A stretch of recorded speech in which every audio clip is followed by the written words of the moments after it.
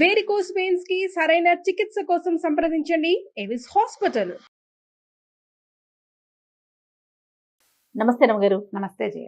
రమ్మగారు, చేసుకున్నోడికి చేసుకున్నంత, అంతేనా? ఏదంటారు చూడండి, పుణ్యం కొద్ది పురుషుడు, దానం కొద్ది పిల్లలు, ఇట్లాంటి సామెతలు వింటూ ఉంటాం. చేసుకున్నోడికి చేసుకున్నంత అంటే ఫలితం అంటారా? మంచి అయినా చెడైనా అంతేగా? నువ్వు ఎంత పెడితే అంత పుడుతుంది. ఎంత పెడితే అంత పుడుతుంది.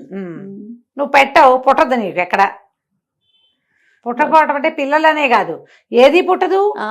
పిల్లలు ఒకటేనా? ఏది పుట్టదు. అప్పు పుట్టదు, అన్నం పుట్టదు, మంచి మాట పుట్టదు, ఏం లేదు, ఏది లేదు, సున్నా. బోధిధర్మం కథలు చాలా చెప్పాం కదా మనం. బోధిధర్మ కథ, అవునవును. అలాంటిది ఒక కథ చెప్తాను చూడు. ఎప్పటిదో కథ చేయ, ఇది 50s లో. పూర్వం అట ఒక ఇద్దరు అనాథ స్త్రీలు ఉండేవాళ్ళట. ఒక ఆవిడ కొంచెం మెతకది, ఏదైనా అడిగితే ధారాళంగా ఇచ్చే ధోరణి. ఇంకొక ఆవిడ కొంచెం పొట్ట చూసుకునే ధోరణి. వీళ్ళిద్దరూ ఒక ఇంట్లో ఉండేవాళ్ళు. ఇవి రెండు వేరు ఇళ్ళే కానీ కప్పులు కలిసి ఉండేవి. ఇప్పుడు కూడా మనం అట్లా చూస్తుంటాం, రెండు ఇళ్ళు అతుక్కుపోయినట్టు ఉంటాయి. ఏంటికి ఆ ఇల్లే కానీ అతుక్కుని ఉంటాయి. పాత ఇళ్ళు ఏవో ఉన్నాయి పాపం వాళ్ళకి. వీళ్ళిద్దరూ ఏదో మెల్లిగా తెచ్చుకుని అక్కడ ఇక్కడ ఉన్న పాతవే ఏవో పెట్టుకు తినేవాళ్ళు. ఎక్కడి నుంచో ₹1 వచ్చేది. ఆ రోజులో ఏంది, ₹4 ఉంటే బతికేసే కాలం కదా. దీనికి ఆపోజిట్లో ఎదురుగుండా ఒక బౌద్ధుల ఆశ్రమం ఒకటి ఉండేది. బౌద్ధాశ్రమం ఒకటి ఉండేది. వీళ్ళు ఆ బౌద్ధులు చాలామంది భిక్షకులు ఉండేవాళ్ళు, ఏవో రకరకాల పనులు చేసుకునేవాళ్ళు. వీళ్ళు కూడా ఎప్పుడైనా వెళ్ళి ఆ బౌద్ధాశ్రమంలో చిన్నవేవో పనులు చేసి పెట్టేవాళ్ళు. బౌద్ధారామం అనాలి, ఆశ్రమం అనకూడదు, ఆరామాలు. అయితే వెళ్ళి ఏదైనా పనులకి వాటికి సాయం వెళ్ళేవాళ్ళు, ఏదో చేసుకునేవాళ్ళు. కలిసి ఉండేవాళ్ళు కాదు, ఆడవాళ్ళిద్దరు ఎవరన్నా వాళ్ళు వండుకు తినేవాళ్ళు. అయితే ఈ బాగా కలివిడిగా ఉండని ఆవిడ ఓ రోజు సాయంత్రం, మంచి వర్షాకాలం, ఉరుములు మెరుపులు, చల్లగా ఉంది. ఏదో వేడివేడిగా అంత కూర వండుకుని, ఇంత చారు పెట్టుకుని అన్నం వండుకుంది. ముందు సావిట్లోకి ఆ ఇల్లు కూడా సుమారైన ఇల్లు, ఏదో వెనకాలంతా సామాన్యంగా ఉండి బయట నివేశన స్థలం ముందే ఉందన్నమాట. ఈవిడ ఏం చేసిందట, సావిట్లోకి అన్నపు గిన్నె, చారు గిన్నె, కూర మూకుడు తెచ్చుకొని కంచం తెచ్చుకుంటుంటే తలుపు కొట్టారు ఎవరు. ఆవిడ కనిపించింది. అయ్య బాబా, ఇప్పుడు ఎవరైనా వచ్చి ఈ వడ్డించుకున్న గిన్నెలు అవి చూస్తే వాళ్ళకి పెట్టకుండా ఉంటే బాగోదు చూడు. రండి మీరు కూడా ఒక ముద్ద తిందురు కానీ పిలవాలి. ఓ ముద్ద మిగిలితే రేపొద్దున వండుకోక్కర్లేకుండా తిందామనుకున్నాను. ఇప్పుడు వీళ్ళు ఎవరైనా వచ్చారనుకో ఇప్పుడు లోపలికి, ఈ పూటకే కటాకటి, ఇక రేపటి సంగతి ఇంకేముంది, బాగోదని ఏం చేసిందట, ఈ గిన్నెలన్నీ తీసుకుపోయి వంటింటో పెట్టేసింది. దబదబా ఇవన్నీ క్షణంలో గంట ఆలోచించక్కర్లా, మనం 5 నిమిషాలు మాట్లాడాం కానీ క్షణంలో వచ్చింది ఐడియా. చటుక్కున సావిటో పెట్టిన గిన్నెలన్నీ తీసుకెళ్ళి వంటింట్లో పెట్టేసి, కంచం కూడా వెనక పెట్టేసి తలుపు తీయబోయింది. బయట ఒక బౌద్ధ భిక్షువు నుంచునున్నాడు. సన్నగా పొడుగ్గా ఉన్నాడు. ఆయన నెత్తి మీద నుంచి ఇట్లా ఒక గోనె వేసుకున్నాడు. వర్షంలో బౌద్ధారామం నుంచి ఇక్కడికి వచ్చాడు కాబట్టి తడిసిపోకుండా ఉండటానికి గోను సంచిని మడిచి ఇట్లా వేసుకునే వాళ్ళ ఐడియా ఉందా ఎవరికైనా? నువ్వు ఎప్పుడు చూడలేదా?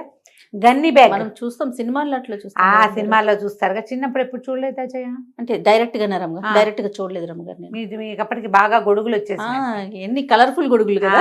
కలర్ఫుల్ గొడుగులు పట్టణాల్లో ఉన్న పల్లెటూళ్ళల్లో ఈ సూపర్ సంచులు కానీ గోను సంచులు విస్తారంగా ఉండేవి. మా చిన్నప్పుడు సూపర్ సంచులు రేర్ గా ఉండేవి. ఆ సంచిని లోపలికి ఇట్లా మడిచి 7 షేప్ లో చేసి నెత్తి మీద వేసుకుంటే తలదడవకుండా తొందరగా గన్ని బ్యాగ్ నానదు. గోను సంచి తడిచిపోదు, తొందరగా నానదు, తడుస్తుంది బాగా. ప్లాస్టిక్ అయితే తడవకుండా ఉంటుంది. బాగా తడిస్తే గోనె ఎప్పటికో తడుస్తుంది, వెంటనే తడి పడంగానే నానిపోదు. గుడ్డలాగా కాదు కదా, మందపడ్డది. గోనెని ఇట్లా వేసుకుని వచ్చాడే బౌద్ధ భిక్షువు. ఆయన చీవరము అవి కనపడుతున్నాయి. వచ్చాక, అయ్యో నీ భోజనం వేళ చెడగొట్టినట్టున్నానమ్మా అన్నాడు. గిన్నెలు లేకపోయినా ఆయన అన్నాడు ఆ మాట.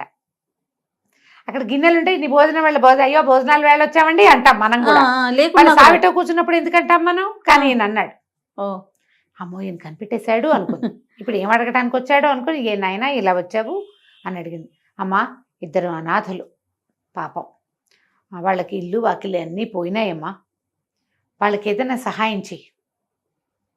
ఆ సహాయం నీకు కూడా ఎప్పటికైనా సహాయంగా మారుతుంది అన్నాడు. అనేసరికల్లా, నేనేం చేస్తాను బాబు, పెద్దాన్ని, నా దగ్గర ఏముంది, గుప్పడా బియ్యం ఉంటే పోసుకున్నాను అంతే, నా దగ్గర ఏమీ లేదు.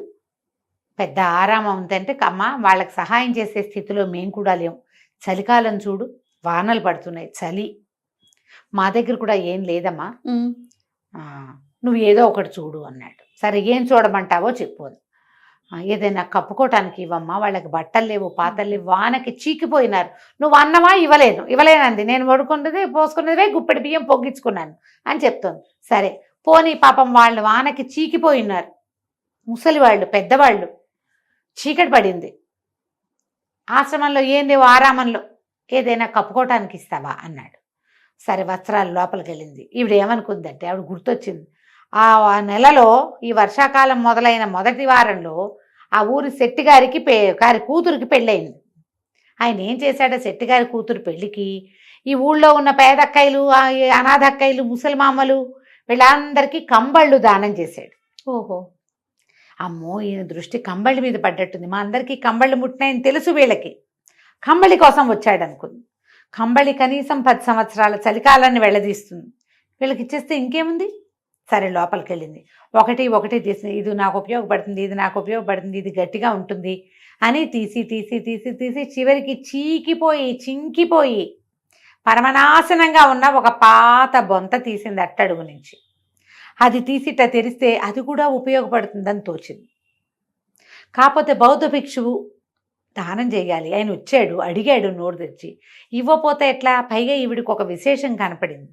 ఆ భిక్షువు ఈ రోజువారీ తవ్వు చూసే భిక్షువులాగా గరుగ్గా మొహము అలా లేడు, ఏటో నున్నగా ఉన్నాడు, సన్నటివాడే ఆయన, కానీ నునుపుగా మెరుపుగా మొహం లీలగా కనపడుతోంది ఆ గోన్ సంచిలోంచి, కానీ ప్రకాశవంతంగా ఉన్నట్టున్నాడు. ఇక్కడ ఒక భిక్షువులాగా మాసిపోయి ఎండకి వానకి తిరగటం వల్ల మాడు మొహాలు పడిపోయిన వాడు కాదు ఆయన, కాదన్నానని అనిపించట్లా.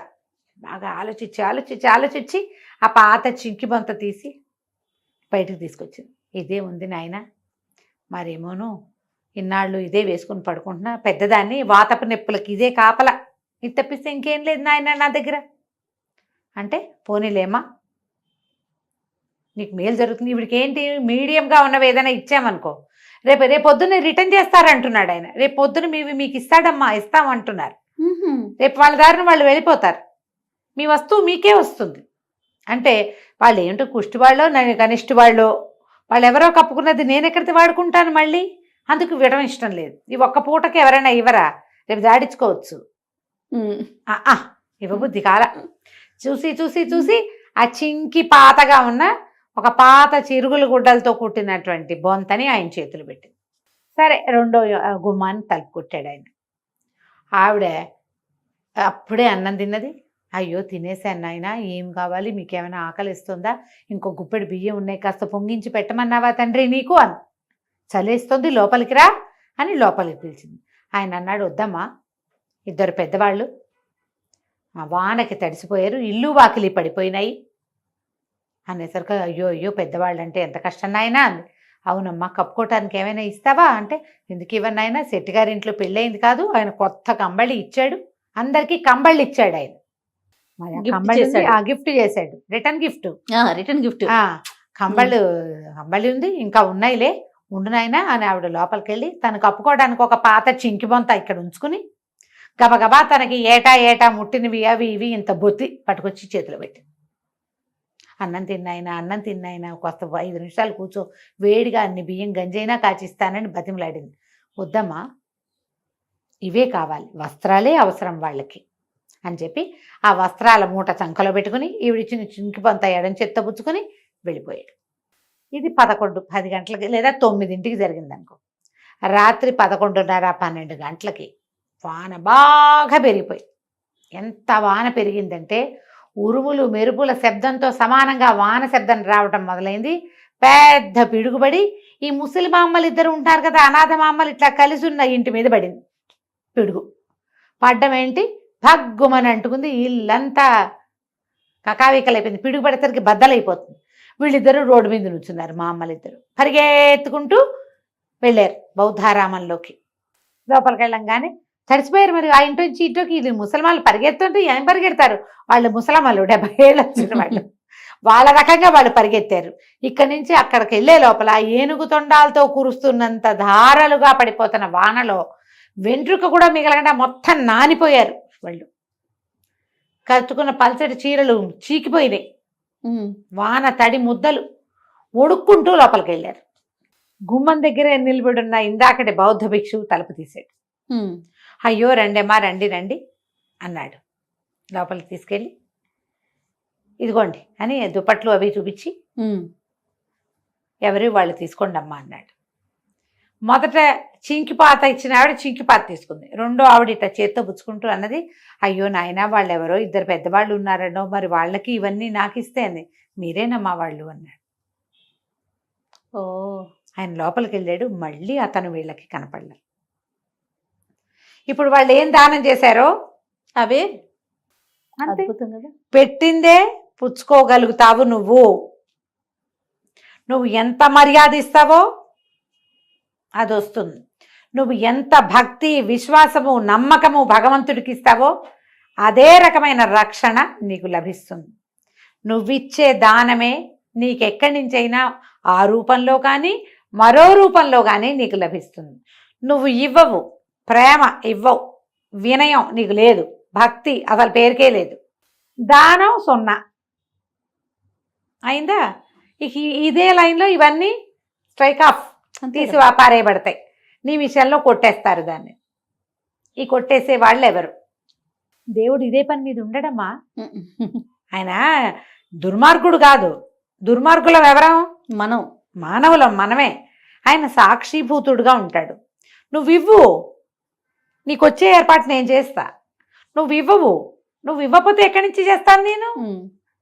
చెప్పు. అంతేగా. నేనేం చేయలేను, నేను చూస్తూ ఉంటా అంతే. ఇంకా మనని చూసేవాళ్ళు పంచభూతాలు, కాలము సాక్షిగా ఉంటుంది దానికి. నీ మొత్తం పెట్టుబడికి సాక్ష్యం కాలం. ఒక్కొక్కసారి మనం ఆ కాలం సాక్ష్యంగా ఉన్నా కూడా ఈ జన్మలో ఇచ్చిన మర్యాద కానీ పెట్టినది కానీ మనం పొందలేకపోతాం. దానికి సరైన కర్మానుభవం మనకు లేకపోయి ఉండొచ్చు, కానీ మనం తర్వాత తదనంతరము దాన్ని పొందగలుగుతాం. అందుకని నాకేం రాదు కాబట్టి నేను ఇవ్వను అనద్దు. అవతల వాళ్ళు నీతో ప్రేమగా లేరు కానీ నువ్వు ఉండు నీ రకంగా. వాళ్ళు సరిగ్గా లేరు అయినా సరే నువ్వు సరిగా ఉండు. వాళ్ళు లేరు కాబట్టి నేను ఉండను, వాళ్ళు ఇవ్వలేదు కాబట్టి నేను ఇవ్వను, అది కాదు. వాళ్ళు ఇవ్వకపోయినా సరే నువ్వు ఇవ్వాలి. ఇది ప్రతి నువ్వుకి ఇదే సరిపోతుంది. ప్రతి నువ్వుకి ఇదే పాయింట్. ఆ ఇవ్వని వాడికి కూడా ఇవ్వరా అని చెప్పటమే ఇది. అంతే కదా. అంతే కదా. కాబట్టి పెట్టిందే పుడుతుందమ్మా, ఆలోచించి చూడండి. తప్పకుండా రమ్మగారు, చాలా మంచి కథ. బాగుంది కదా. చాలా బాగుంది. నమస్తే. నమస్తే జయ.